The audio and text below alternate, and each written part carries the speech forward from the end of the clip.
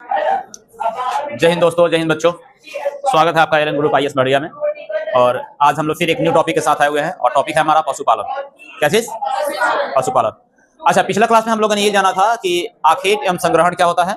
जो मानव ने सबसे प्राचीनतम काम किया था, यानी कि आदिकाल के मानव जो थे वो सबसे पहले जो काम किया अपने जीवन निर्वाह के लिए वो था आखेट एवं संग्रहण। आखेट एवं संग्रहण। तो आखेट का मतलब क्या होता है? शिकार करना। आखेट का मतलब शिकार करना। संग्रहण का मतलब इकट्ठा करना या स्टोर करना। ठीक है। तो भोज्य पदार्थों को निर्वाह करने, अपने जीवन निर्वाह के लिए वो लोग क्या करते थे? इकट्ठा करते थे या शिकार करके उसको रखते थे। ठीक है। ये प्राचीनतम रूप था उनका। तो उसमें कुछ ऐसा चीज था कि पहले तो खाने पीने जीने के लिए करते थे, बाद में उसको व्यापारीकरण के लिए किया उन लोगों ने, उसको व्यापार करने के लिए किया। अब व्यापार करने के लिए जब करना शुरू किया तो बहुत सी चीजें हुआ जो लोगों को बेचने से लेकर के उनको अलग से और थोड़ा सा उसमें इनकम होने लगा। ठीक है। उसके बाद जो मानव ने काम किया था उसको बोलते हैं पशुचारण या पशुपालन कहें या पशुचारण कहें। ठीक है। इसको इंग्लिश में बोलते हैं पोर्टलिज्म। पोर्टलिज्म होता है, इसको कहा जाता है कि मानव पशुपालन किया। ठीक है। तो ये मानव ने अपना जीवन निर्वाह के लिए जो जो कदम उठाया, यानी यूं कहें कि हमारे पूर्वज जो आदि मानव काल थे, तो आदि मानव काल में जो लोग हमारे पूर्वज थे, जो मानव थे, उन लोगों ने जो जो काम किया अपने जीवन निर्वाह के लिए वो सभी प्राथमिक क्रियाकलाप कहलाता है। ये तो क्लियर है।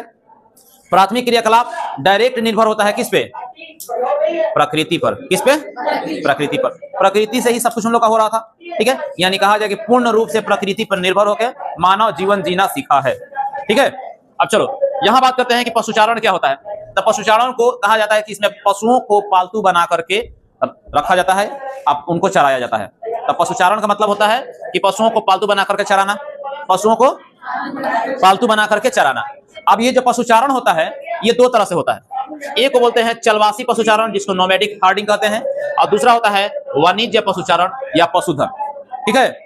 तो हम लोग अभी बात करेंगे सिर्फ और सिर्फ चलवासी पशुचारण के बारे में। नेक्स्ट वीडियो में हम लोग बात करेंगे इनके बारे में। पहले इनके बारे में हम लोग अच्छे से डिटेल में जान लेते हैं। ठीक है। चलवासी पशुचारण में पहला पॉइंट है कि जीवन निर्वाह व्यवसाय होता है। ये कैसा होता है? ये जीवन निर्वाह व्यवसाय।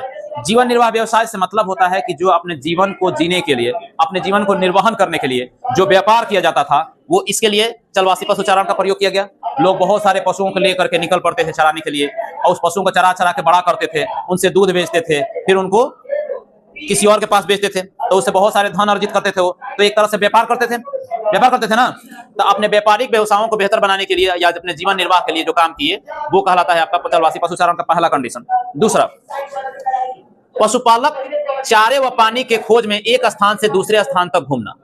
यानी कि इसमें जो पशुचालक होते थे वो चारा और पानी के खोज में अपने पशुओं को लेकर के एक स्थान से दूसरे स्थान पर जाया करते थे। अच्छा, उसी का कुछ रूप हमारे यहाँ चलता है। जैसे देखिएगा, अभी तो कम हो रहा है, लेकिन पहले ऐसा था कि हमारे यहाँ भैंसें होती थी, गाय होती थी। शाम को लोग लेकर 3 बजे खोल करके लेकर चल जाएगा चावड़ा में। होता था ऐसा।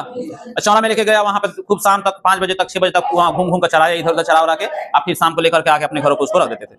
तो होता था चराने, पशु चराने। ठीक है। लोग किसी के पास फुर्सत नहीं होता था तो ले जाकर डोर आते हैं लोग अपने यहाँ। डोर नहीं बोलते हैं ना, मतलब लाकर खोटी ठोक देना कहीं पे, उधर घूम घूम कर चर लो, फिर हम शाम को तुमको खोल खिला करके घर पे रख लेंगे। तो वो पशु को पाला गया है, लेकिन फिर भी उसको चराने के लिए हम कहीं और लेकर के जाते हैं।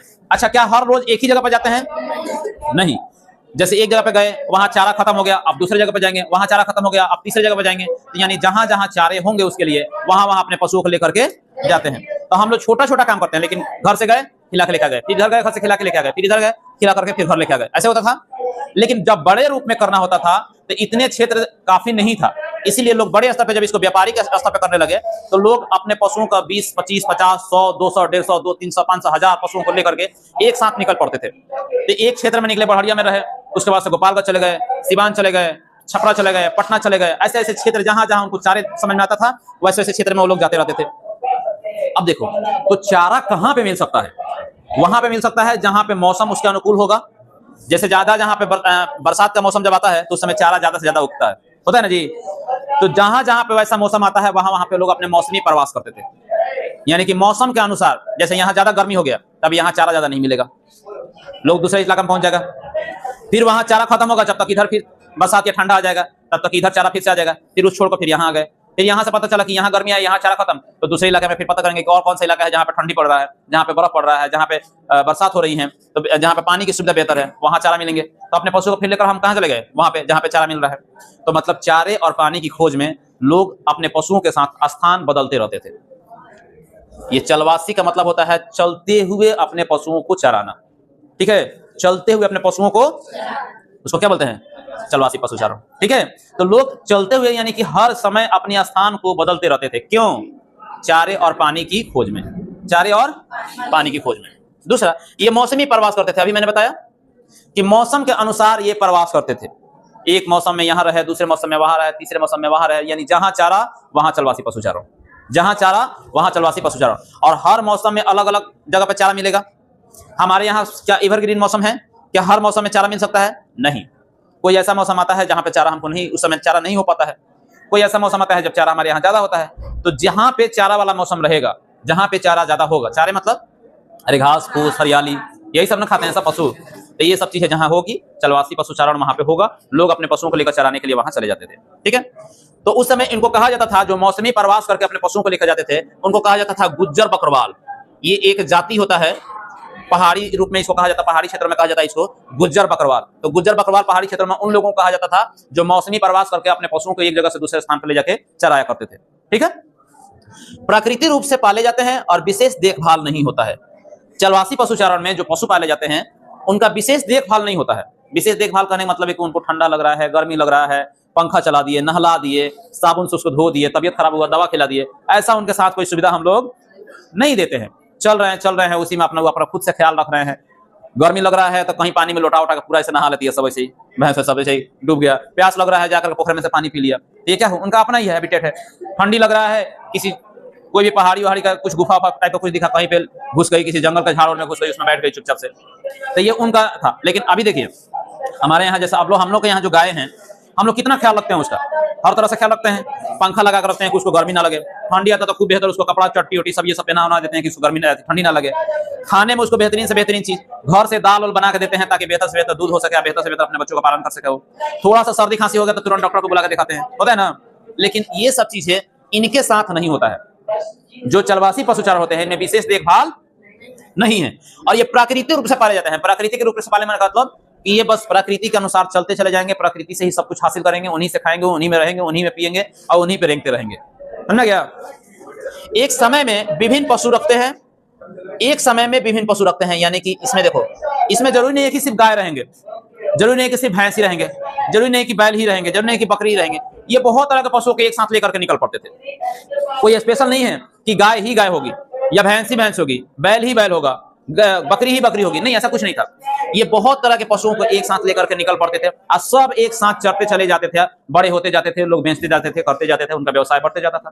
ठीक है, अब देखो तो कौन कौन से क्षेत्र में किस चीज का सबसे ज्यादा अगर देखा जाए कि लोग पालन करते थे, तो उष्णकटिबंधीय अफ्रीका, उष्णकटिबंधीय का मतलब होता है कि जो गर्म स्थान, उष्णकटिबंधीय मतलब गर्म स्थान। तो गर्म स्थान अफ्रीका जो है आपको मालूम होना चाहिए कि ये उष्णकटिबंधीय क्षेत्र में आता है।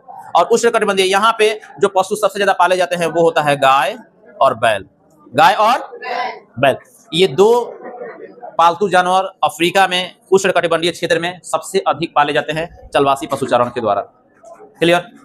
दूसरा, सहारा मरुस्थल। अच्छा, सहारा मरुस्थल का मतलब समझ रहे हैं आप लोग? मरुस्थल का मतलब क्या होता है? रेगिस्तानी इलाका। मरुस्थल मतलब रेगिस्तानी इलाका। हमारे यहाँ मरुस्थल कहाँ है बताइए? अपने इंडिया में मरुस्थल किसे कहा जाता है?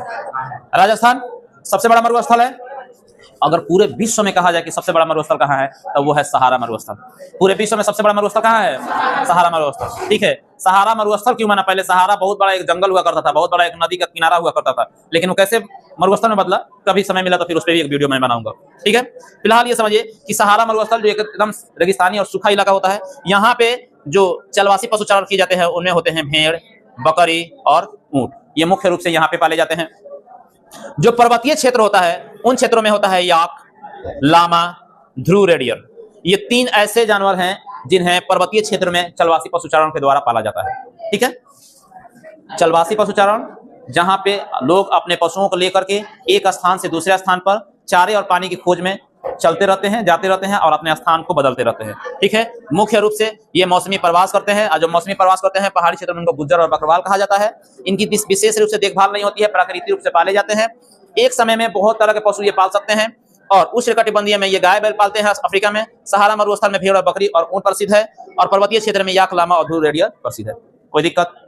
चलिए अब बात करते हैं यहाँ पे कि एक पॉइंट यहाँ समझिएगा कि संसार में चलवासी पशुचारकों की संख्या घटने के कारण, संसार में, संसार मतलब समझ रहे हो ना क्या, दुनिया, पूरा विश्व, तो पूरे विश्व में चलवासी पशुचारण की संख्या घट रहा है। अब लोग इसमें ज्यादा नहीं कर पा रहे हैं, उनके साथ अब दिक्कतें आ रही है। अब चलवासी पशुचारण की संख्या घट रहा है, लोग अपने पशुओं का ज्यादा दूर लेकर निकल करके चलाने में संभव नहीं हो पा रहे। क्या रीजन है इसका? पहला रीजन समझिएगा, राजनीतिक सीमाओं का निर्धारण, राजनीतिक सीमाओं का निर्धारण होना। तो राजनीतिक सीमाओं का निर्धारण होना कि पहले सीमा का कोई मतलब नहीं था। इंडिया से पाकिस्तान, इंडिया से नेपाल, इंडिया से भूटान, इंडिया से श्रीलंका, ये कहीं जो क्षेत्र हैं इसमें सीमा का कोई निर्धारण नहीं था। लोग अपने सीमाओं के साथ उसको बांध करके नहीं रखते थे। लोग एक जगह से दूसरी जगह तक आसानी से चले जाते थे। राज्य में भी सीमाएं ज्यादा मायने नहीं रखती थी। अभी जाइए ना आप, 20 को गाय यहाँ से जाइए लेकर के यूपी से यहाँ के लेकर चले, तो अपने बिहार में बॉर्डर पे आपको खपा देगा सब उसके साथ ही। क्या है, बोलेगा गौ हत्या करने के लेके जा रहा है, नहीं समझे आप? कोई भी ऐसे, आप बकरी लेके जाइए, गाय छोड़ दीजिए, आप बकरी लेके जाइएगा, 10 को पुलिस पकड़ लेगा सब। कहा क्या करने ले जा रहा है, क्यों ले जा रहा है, टैक्स दिया है कि नहीं दिया है, ये दिया है कि नहीं दिया है, 50 तरह का आप पे कस्टम्स लगाएगा। और फिर आप कहेंगे कि भाई बेहतर होता अपने गांव में इसको खर्चा पानी खिला करके वहीं पे एक ही जगह पे खिलाते, चारा देते, पोल्ट्री फार्म बनाकर आराम से उसमें रखते। समझे? तो लोग अब इस सीमाओं के निर्धारण होने के कारण चलवासी पशुचारण करना बंद कर रहे हैं, बहुत हद तक बंद कर चुके हैं। दूसरा एक और रीजन है कि चारागाहों को नई बस्तियों में बदल दिया गया।